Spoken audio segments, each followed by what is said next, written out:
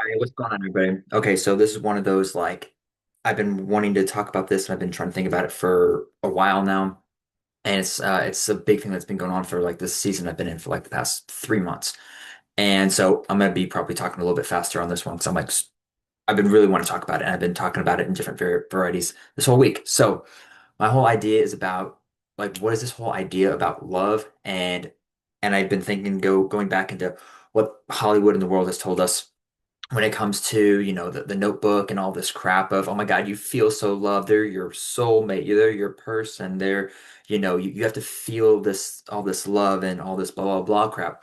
And, and the more I look at it and think about it and talking with people, and especially with spouses, the dozens of couples I've talked to and gotten their perspective on what is love. Well, it's never, and in the Bible particularly, because that's where I go for all my information, really, never, to my understanding, is love used as a noun. It is not a feeling that you just feel and then do. It has always been an action-based thing. It is always something that is done despite how you feel. And so the more I've been thinking and working on this and looking at the scriptures that support this, is there's just like all this stuff that's going on. So that's kind of the idea of right now of today is all this is like what is love and how can we actually love if we don't speak the language, much less in particular like speaking someone else's language because different people understand love differently, whether it's right or wrong. But I think of the concept of the five love languages, right? Some people like physical touch, some people like words of affirmation, um, some people just like you to do stuff for them and gifts and all that stuff. So when I think about it in that sense, if someone says something nice about me, I'm like, okay, thanks. But it means nothing to me because I don't value that in the sense that it's my utmost love language. Someone says, "Hey, dude, man, I ain't seen you in a while. You want to go and hang out?" Well, that's quality time. Well, that's one of my two top ones. And that's when I'm like, "Oh, absolutely. That means so much to me that you'd want to reach out and that you want to spend time with me, not me having to go to you, but you're speaking my language." Now, if someone else doesn't see that in the same way. So if I was to be, I'm not, but if I was one for words of affirmation, then I'm like, oh, I love it. Don't I really don't care. But if someone was that, and I started speaking to them, and they prefer works of or acts of service, and I go and I talk to them and say, and I try to speak to them in the language that I understand, and I say, hey, you're doing awesome. Good on you. I see the hard work. They might be like, okay, thank you, appreciate it. It's nice. But if I were to actually go and do that thing and I were to get them do that special, whatever that thing is, whether it's getting them food during lunch or getting them a coffee or something that's, helping serve them, doing the dishes whenever you're over for dinner kind of thing. And you just do that for them because that's how you work. And then that speaks to them in volumes. So it's learning other people's language of how they understand love. And again, the love languages is just like the my kind of initial breakthrough of this thought process. Obviously, this goes into much deeper layers, but that's like huge in today's world is how are we speaking people's love language, but also just love in general. Was the Bible? Well, I'm going to go through a few of these other quotes that just stood out to me before I jump into the verses. But I got Saint Augustine of Hippo says, "Right is right, even if no one is doing it. Wrong is wrong, even if everyone is doing it." So just because some people might be doing stuff doesn't mean that it's right because everyone's doing it. The world is doing a lot of stuff, and we know that honestly, 99% of it is evil, wrong, worldly, and it's not helping anyone, but they still keep doing it because monkey see, monkey do, everyone's doing it.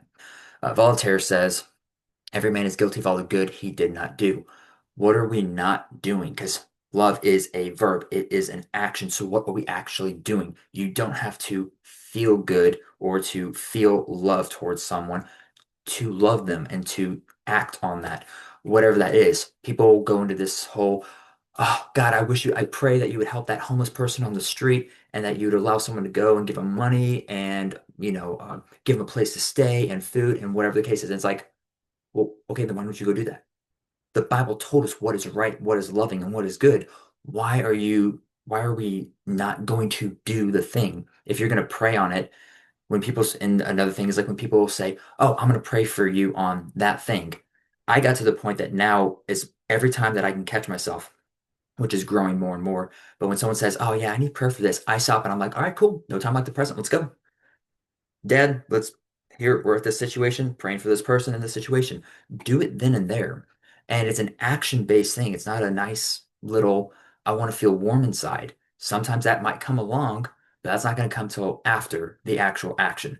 And I guess that's kind of maybe a big difference between logical thinkers, like I am, and emotional people who live off their feelings.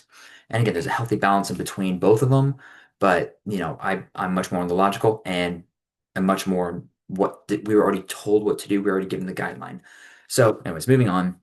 Viktor Frankl says, when we are no longer able to change a situation, we are challenged to change ourselves.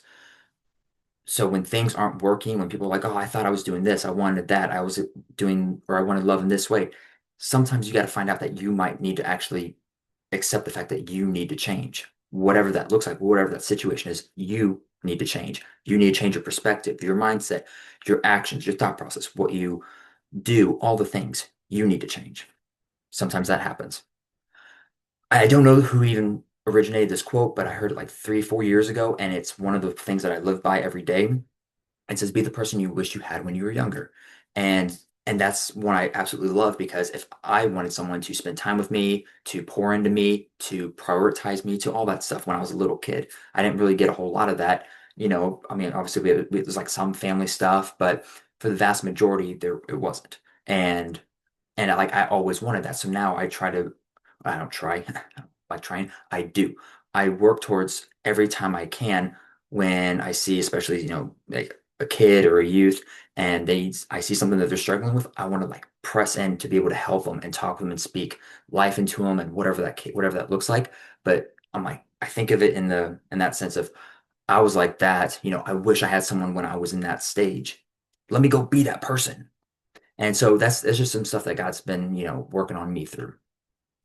Another one from St. Augustine of Hippo, he says, without God, what am I but a guide to my own destruction? And again, God is love, as we'll be reading here momentarily in the Bible. God is love by the very definition. He is love.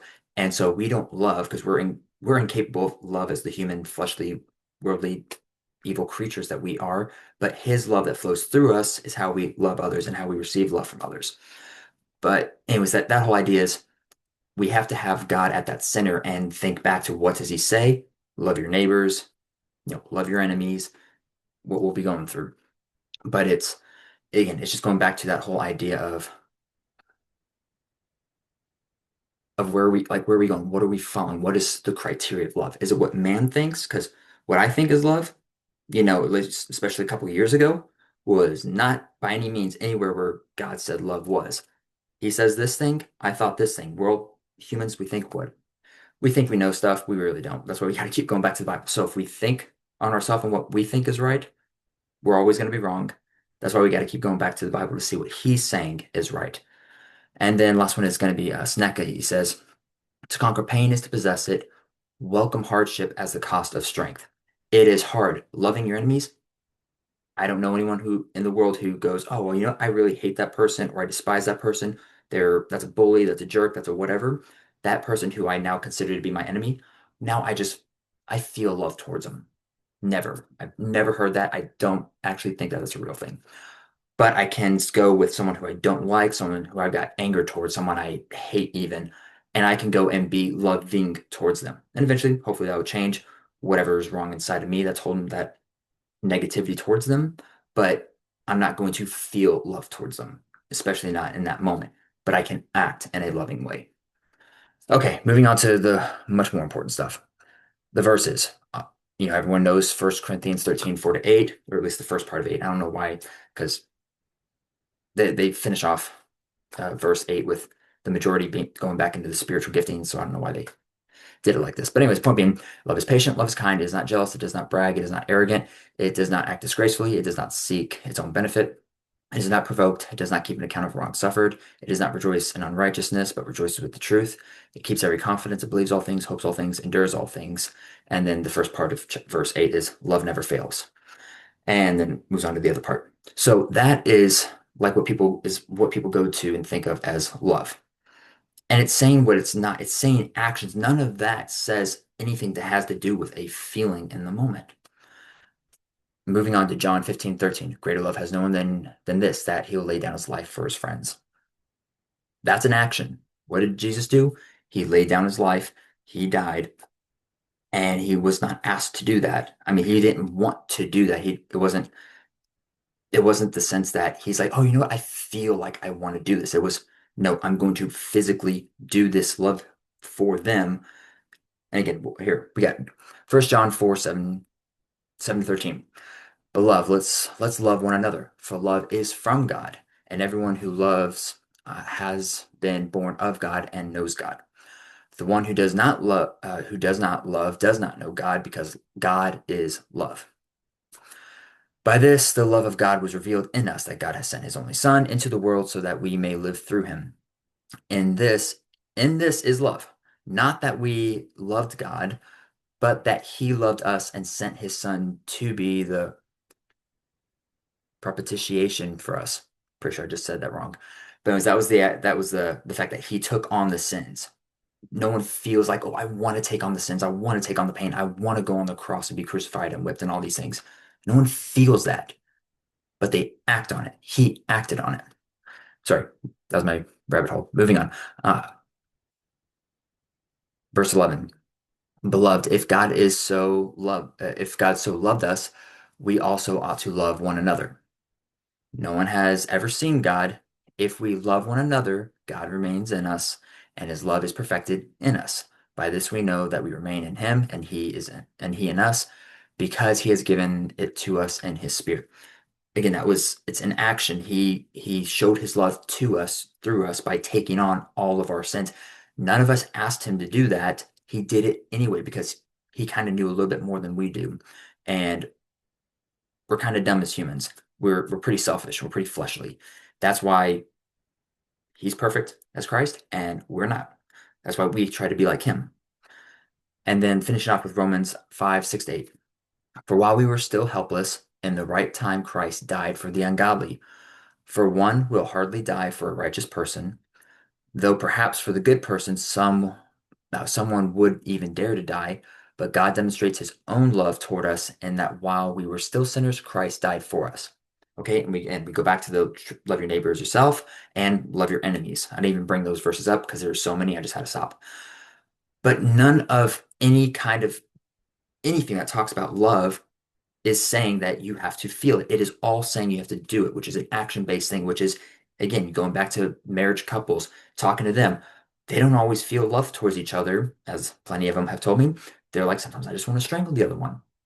But they know that they agreed, they made a vow, they made a promise, they made a commitment, they made an oath towards each other and God to work and to keep going. So in the high times, great, love in the air, things are great, blessings and abundance.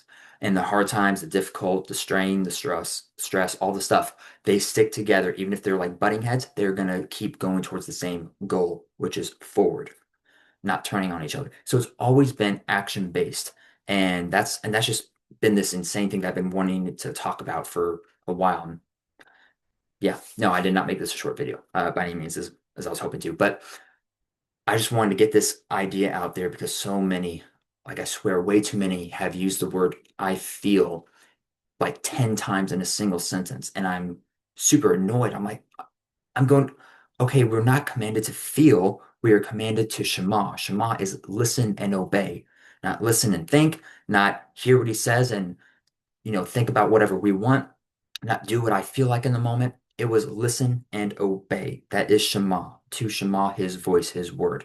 It is to just hear what he says and do it. And he tells us, here's how you love. Love is these good things. It is not these bad things.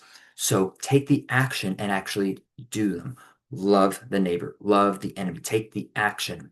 So, anyways, okay, I'm gonna really try and stop with all that. But anyways, I hope that was a maybe hopefully able to be helpful to some people about what it looks like. Anyways, that's just something I've been working on and wanted to talk about for a couple months now. And it just finally like built up after several conversations in the past week that finally clicked. I said, okay, I'm talking about it this time. So anyways, just my thoughts. Thank you for coming to my TED Talk. And anyways, I hope this was able to help someone. And Love you guys and see you next time.